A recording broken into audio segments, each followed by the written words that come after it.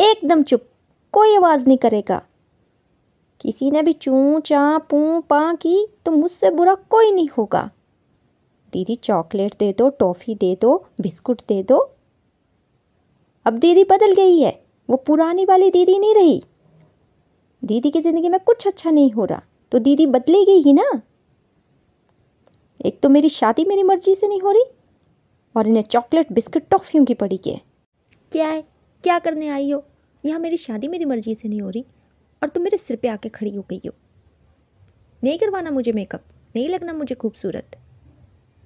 यहाँ मेरी ज़िंदगी बदसूरत हो गई है और तुम्हें मेरे चेहरे की पड़ी है।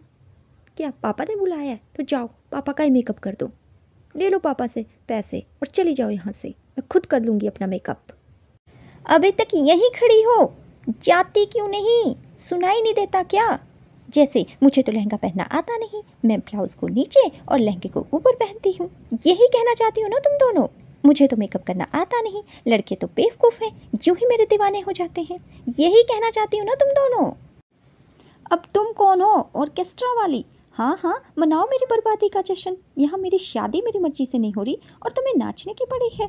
हो सके तो मेरे सिर पे आके नाचो। अब तुम लोग क्यों चले आए मेरे कमरे में? मेरे पापा के पास जाओ ना, सबका ठिक्का मैंने ले रखा है क्या? स्वीट डिश में क्या चाहिए? गुलाब जामुन या आइसक्रीम? तुम दोनों अपना दिमाग रख दो प्लेट में सजा के, खा लेंगे सभी। हद है यार,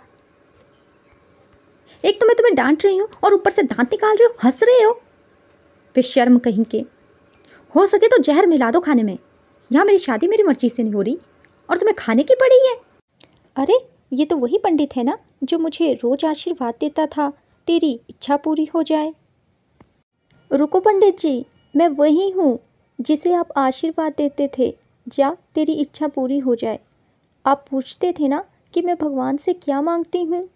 मैं भगवान से ये मांगती थी कि मेरी शादी मेरे मनपसंद लड़के से हो जाए। ये कैसा आशीर्वाद दिया आपने मुझे? मेरी शादी कहीं और हो रही है, मेरी शादी मेरी मर्जी से नहीं हो रही। मेहंदी, हल्दी, बॉडी वैक्स, पता नहीं क्या क्या करवाना पड़ेगा। आइडिया, मैं मेहंदी भी लगवा लूँगी, हल्दी भी लगवा लूँगी, पर बॉडी वैक्स नहीं करवाऊँगी। बिना बॉडी वैक्स के मैं इतनी डरावनी लगूँगी कि मेरा पति डर के मारे चीखते चिल्लाते हुए कमरे से बाहर भाग जाएगा और सवेरे उठ के तलाक मांगने लगेगा। वाह, कितना अच्छा आइडिया है और आसान भी। बचपन से लेके आज तक इन रिश्तेदारों ने मेरे साथ एक भी होली नहीं खेली थी ना, तो आज सारे आ गए मेरे साथ होली खेलने।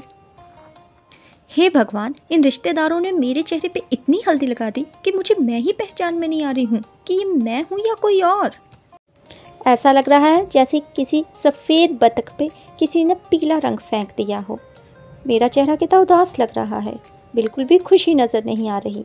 मेरा चेहरा देख के साफ पता चल रहा है जैसे मेरी शादी मेरी मर्जी से नहीं हो रही। अब तो वही होगा जो भगवान को मंजूर होगा। फिलहाल तो मुझे नहाना पड़ेगा, चलो जल्दी से नहा लेती हूँ। हाँ चाची, क्यों आवाज़ लगा रही हो? पहले तो इतनी हल्दी लगा दी तुम लोगों ने, अब नहाने भी नहीं दे रही हो। शुक्र है भगवान का कि हल्दी का रंग उतर गया, वरना मैं तो पीली भूतनी लग रही थी।